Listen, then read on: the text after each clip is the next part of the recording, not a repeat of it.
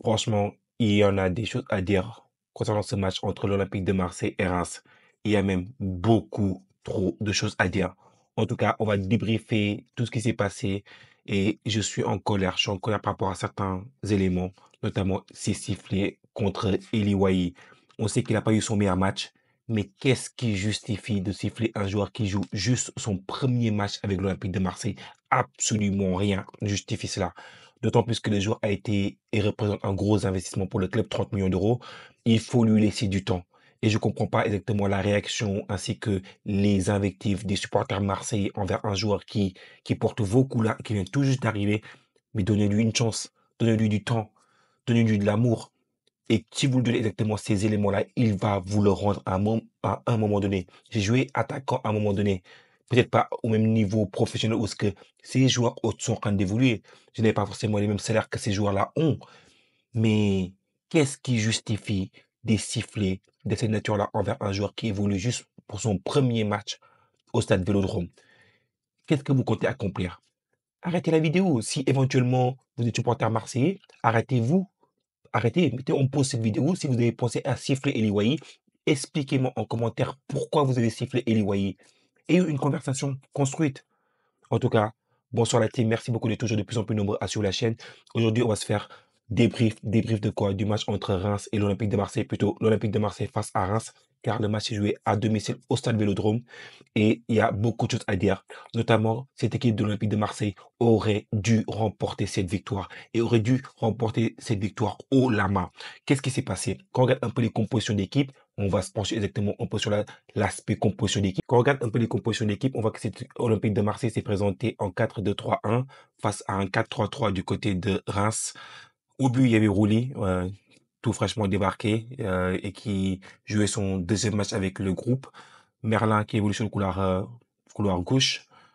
Couloir droit, il y avait Murillo. Et dans l'axe, exactement, il y avait Belardi Brassier. Brassier qui évolue également durant son premier match au sein de cette équipe de l'Olympique de Marseille, qui a été suspendu au dernier match. Même chose que Kondogbia qui a également été suspendu. Kondogbia qui était accompagné au milieu de terrain avec Hochberg et devant avec un quatuor offensif qui était composé de Greenwood à droite, Luis Enrique à gauche, Harit dans l'axe et devant eux, Wai. Concernant exactement cette équipe de Reims, elle est arrivée exactement avec un 4-3-3. Donc, du coup, c'était Diouf qui était au but, Hakimi qui était sur le couloir gauche, Sangui qui était couloir droit. Dans l'axe, il y avait Agbadou ainsi que Okumu.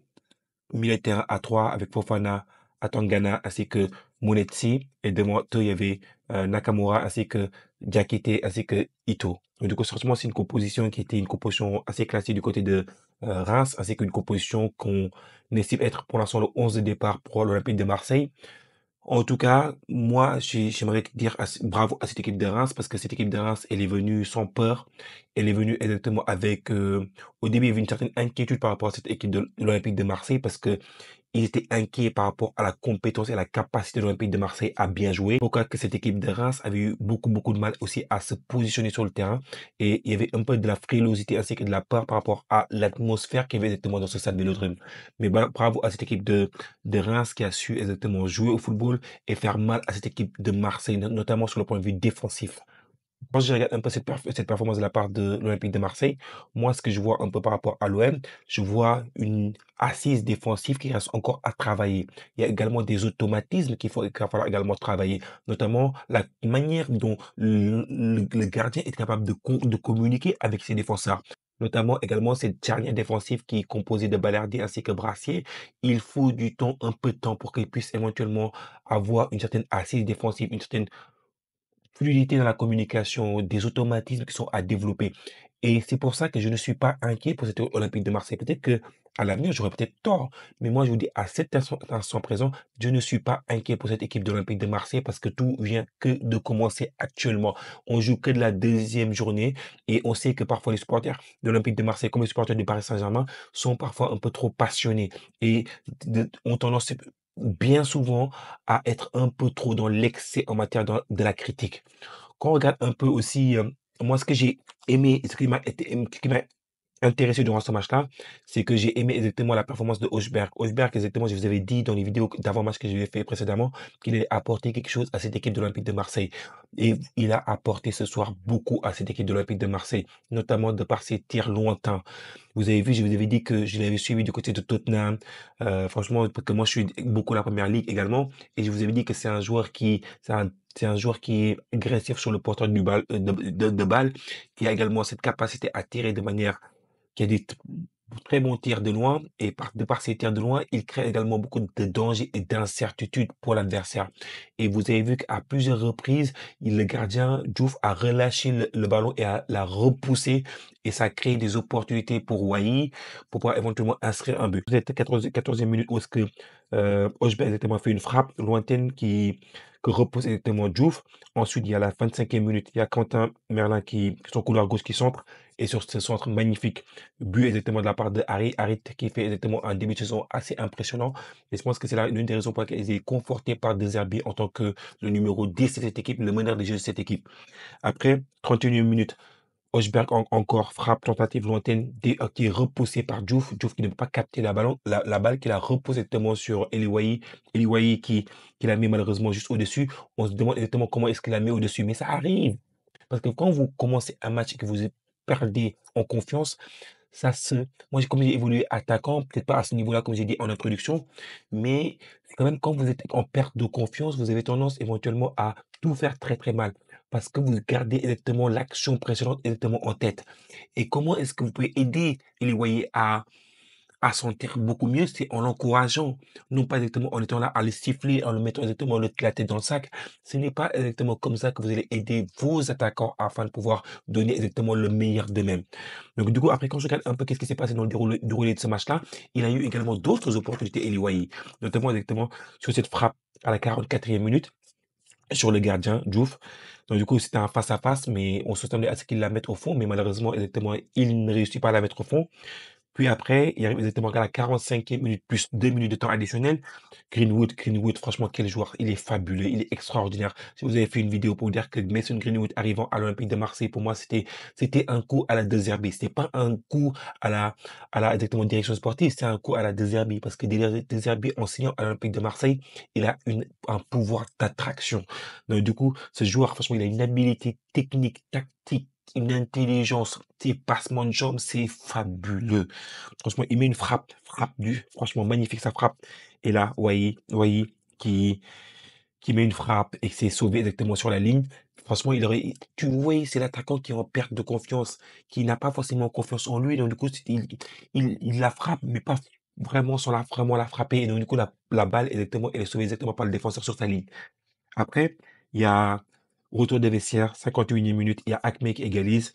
Et cette frappe, elle est impossible à arrêter. Mais également, je pense qu'il y a trop de largesse défensive de la part de l'Olympique de Marseille. Et notamment, les milieux défensifs ne sortent pas assez rapidement sur Hakme afin de l'empêcher de tirer. En plus de ça, après, 55e minute, encore une nouvelle fois, erreur défensive pour moi. Il y a des lacunes défensives. Que le joueur, que le joueur qui passe exactement, comment ça s'appelle encore? Le joueur Fofana qui part du milieu de terrain carrément et qu'il ait la possibilité de porter autant de fois le ballon et d'éliminer ta charnière défensive de manière aussi facile, ce n'est pas admissible, ce n'est pas tolérable. Balerdi, il fait un tacle, mais le tacle, il n'est pas bon le tacle. Et du coup, il se fait éliminer. Et là, franchement, Hem, Fofana souffre exactement le chemin défilé, il met cette frappe et trompe exactement une nouvelle fois Rouli. Rouli, par contre, il faut éventuellement se poser certaines questions parce qu'il ne ferme pas exactement son côté ouvert. Donc du coup, c'est une erreur également de positionnement du gardien. 11e minute, pardon, avec Ro qui met cette frappe sur le poteau, puis après suit exactement un Quentin Merlin. Franchement, Quentin Merlin, franchement, c'est absolument impressionnant comme défense arrière gauche. Moi, j'aime ce profil-là qui est très, très offensif, qui apporte exactement de par la qualité de ses centres, parce que c'est lui qui met exactement ce centre sur la tête de Mason Greenwood et cette centre qui est exactement au fond des filets. Et franchement, c'est impressionnant de voir exactement la capacité de ce jeune-là à centrer, Donc du coup, moi, quand je vois tout ce que j'ai vu ce soir, moi, ce qui reste encore à améliorer, c'est les automatismes pour moi. Je suis pas inquiet pour cette Olympique de Marseille. Je pense que cette Olympique de Marseille est capable de faire une très, très bonne saison, mais que cette Olympique de Marseille aura besoin exactement de ses supporters au sein de Vélodrome.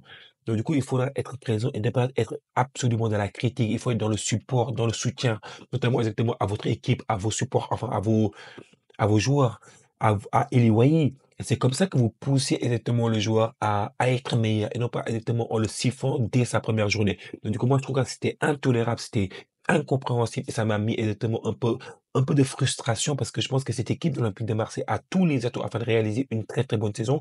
Mais il faudra également du temps. Le projet, c'est pas un projet qui va s'écrire exactement en 12 mois et que éventuellement tous les joueurs vont devoir partir. Là, il faut qu'on soit exactement sur la durée dans cette Olympique de Marseille. Il faut un projet stable. Quand je dis un projet stable, c'est pour ça exactement qu'ils ont fait venir des Zerbi, ils ont donné un contrat de 3 ans. Est-ce qu'il restera 3 ans? On ne sait pas. Ce qu'on sait, c'est que le joueur, enfin l'entraîneur, pardon, a un contrat de 3 ans et que la plupart des transferts qui ont été réalisés, ce qui est intéressant cette fois-ci, c'est que un Mason Greenwood, il a été acheté. Il n'a pas été exactement euh, c'est pas un prêt, c'est un achat, c'est une acquisition. Du coup, vous voyez que ce projet, il devient de plus en plus intéressant. En tant que supporter de Marseille, vous devez être hypé.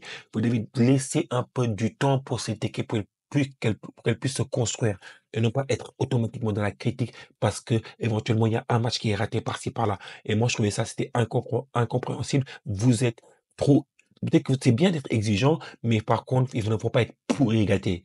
Donc, du coup, quand on regarde un peu les statistiques du match maintenant, on voit que l'Olympique de Marseille a eu 21 tirs contre 13 tirs du côté du stade de Reims. Après, sur les 21 tirs, il y a eu 11 tirs cadrés contre l'OM, alors que Stade de Reims a cadré 3 fois. Et sur les 3 tirs cadrés, il y a eu 2 buts. Donc du coup, il y a eu 100% efficacité. Vous ne rencontrez pas toujours exactement des équipes qui ont 100% efficacité ou presque quasiment 100% d'efficacité. Je vais dire que c'est à 75%. Mais là, quand on regarde un peu la possession de la balle, il y a 66% de possession pour l'équipe de Marseille, alors que 34% pour Reims. L'équipe de Marseille a dominé cette équipe du Stade de Reims. Et quand vous voyez exactement la précision des passes ainsi que bah écoutez, l'Olympique de Marseille est à 90% contre 79% pour cette équipe du Stade de Reims. En termes de foot, Reims en a commis plus que Marseille, 13 pour Reims, 10 pour Marseille. Pour moi, quand je vois exactement tout ce que a été réalisé durant ce match-là, moi je vois que du positif pour l'Olympique de Marseille. Mais ce qui m'inquiète, c'est plutôt l'aspect défensif ainsi que les automatismes sur le point de vue défensif. Donc, du coup, ça reste encore à travailler, à améliorer afin d'arriver exactement au meilleur, à l'apogée de cette équipe-là. Il faut garder également à l'esprit que quand on regarde un peu l'effectif qui a été aligné, Rouli, c'est une recrue. Brassier, c'est une recrue. Quand vous regardez aussi, Hochberg, c'est une recrue. Quand vous regardez aussi, Greenwood, c'est une recrue. Wai, c'est une recrue. Ça fait 5 sur le 11 de départ. Et de ceux qui rentrent, on a également la rentrée de Rowe, 6e jour qui est une recrue. Carboni, 7e jour, c'est des recrues. Il faut leur laisser du temps. Rowe a montré des choses très, très intéressantes, notamment dans sa capacité à avoir de la technique ainsi que une pointe de vitesse qui est absolument impressionnante. Lui, plus exactement un Mason Greenwood, ça va être du jeu intéressant à voir du côté de l'Olympique de Marseille. Mais il faudra laisser du temps. C'est une chose importante, j'insiste dessus, laisser un peu de temps. Ne pas exactement être exigeant jusqu'à l'extrême. Il faut être tolérant parce que ce projet-là, malgré que je sais que vous avez été trop souvent, exactement, vous avez eu trop de changements d'effectifs, mais là, laissez un peu de temps à ce groupe-là, à ce Deserbi. Je vous l'ai dit, Deserbi, il faut le laisser également un peu de temps dans la vidéo que j'ai présentée par rapport à Deserbi, ce qu'il faisait exactement ici, enfin, du côté de Brighton. Donc, du coup, laissez du temps à ce groupe-là. En tout cas, n'hésitez pas à me lâcher directement vos commentaires. N'hésitez pas aussi à liker la vidéo, suivre la chaîne si vous ne suivez toujours pas encore la chaîne parce que ça aide au développement ainsi qu'au référencement. Merci beaucoup la team. On se voit très très bientôt pour d'autres lives. À très très bientôt. Ciao la team.